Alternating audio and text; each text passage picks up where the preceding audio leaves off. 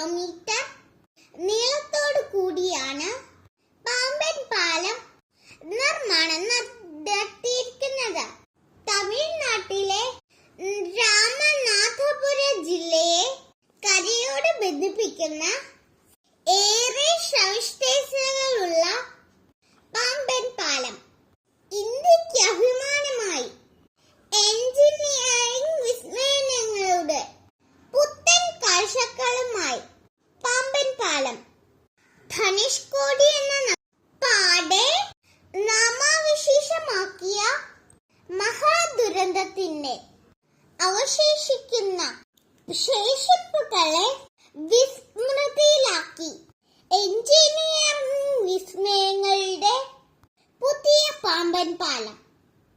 APJ Abdul Kalam ഓർമ്മകൾ ഉറങ്ങുന്ന രാമേശ്വരത്തേക്കും രാമനാഥ സ്വാമി ക്ഷേത്രത്തിലേക്കും ഇനി മുതൽ പാമ്പൻ പാലത്തിലൂടെ മനോഹരമായ വിസ്മയങ്ങൾ കണ്ട് കടലുകളുടെ സംഗമവും കണ്ട് അങ്ങനെ യാത്ര. വ്യാപാര ആവശ്യങ്ങൾക്കായി ഇന്ത്യയിൽ നിർമ്മിച്ച ആദ്യത്തെ പാലം കൂടിയാണ് പാമ്പൻ പാലം. 1964 സുനാമി ഈ നഗരത്തെ തുടച്ചു മാറ്റി.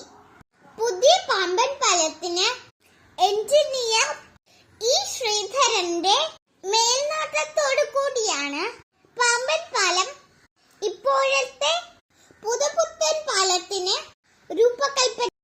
പ്രൈം മിനിസ്റ്റർ നരേന്ദ്രമോദിയാണ് പാമ്പൻ കടൽ പാലം രാജ്യത്തിന് സമർപ്പിച്ചത്.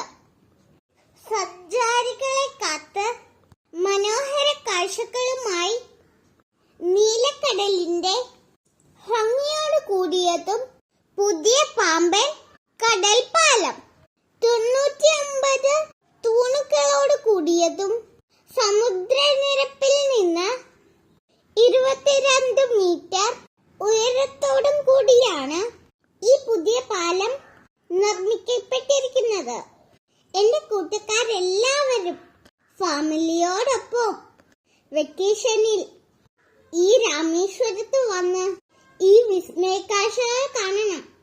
എന്റെ എല്ലാ കൂട്ടുകാർക്കും സ്നേഹത്തോടെ